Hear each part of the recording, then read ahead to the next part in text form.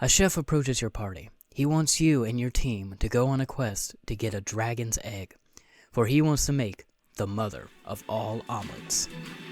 Making the mother of all omelets here, Jack.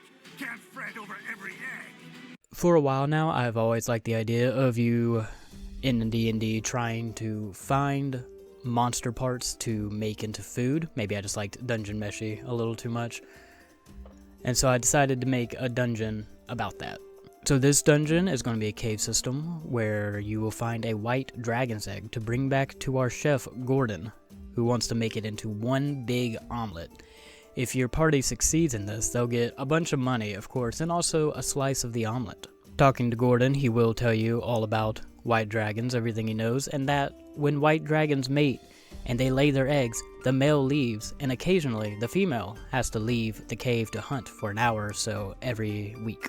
And Gordon here will also tell you about a place called Snowberg, which is right at the base of a mountain where there is a female white dragon we know who has recently laid an egg. So the plan is obvious: go to Snowberg, wait until the white dragon leaves, and then sneak in, steal her egg. Of course, if your party wants to do something else, they can, but I would say that's the most obvious thing to do.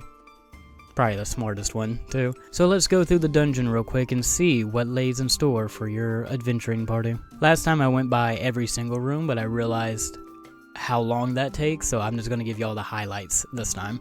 First of all, the entire dungeon is made of very slippery ice, so if you ever want to move your full speed, you're going to have to make an acrobatics check or fall prone. And of course, if you dash, this will be at a disadvantage. Some of the monsters in the dungeon have become used to the ice and don't have to do this, but some of the other monsters absolutely do. So most of this dungeon is going to be y'all going through, fighting, and everybody just falling on their asses. In this first room here, we have a statue of a silver dragon fighting several knights. This is a real silver dragon and real knights who came to fight Crystalline, the white dragon who lives here. And they obviously lost, and she put them up as statues as a warning. Also in this room is several kobolds and an ice golem. The kobolds also fall on their butts if they go their full speed and fail their acrobatics check, but the ice golem can walk around just perfectly fine. I didn't make a stat block for the ice golem since there's none in 5e. There was one in 3rd edition and also the advanced D&D, back when it looked like this for some reason. Moving on. Frozen in the floor is the body of a frost giant. This is another character who tried to fight Crystalline and failed and got frozen in the ground. And his beard is laced with gems. And now the dragon will be back 1 hour after she leaves, so trying to chisel this out will waste a bunch of time. But if they decide to do it, it takes about 30 minutes and they get several gems for their effort. Off to the west, there is an elven wizard trapped here.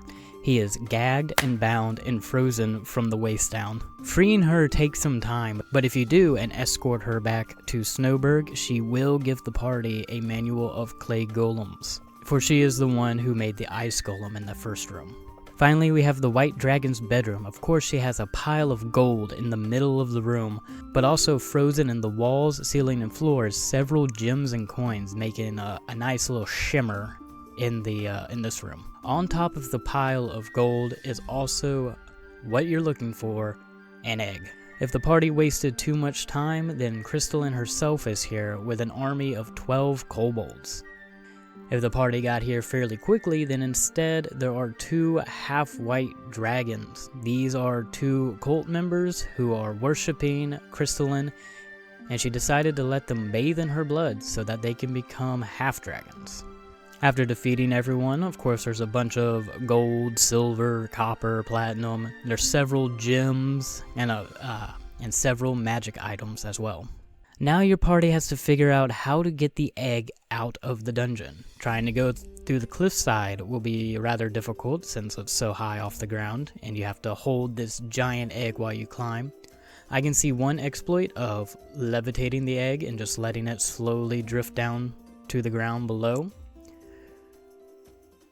But the other option is to take it through the front entrance.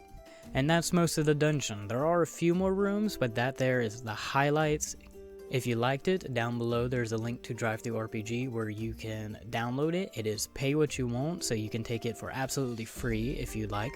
And I would love to hear critique, feedback. Tell me if you think it's too hard, too easy, does the PDF make sense? I would love to hear it. Go ahead and tell me in the comments below. And I hope to see you next week when I make the next dungeon. If you're seeing this in the future, there might already be one right here. Hope to see you there. Goodbye.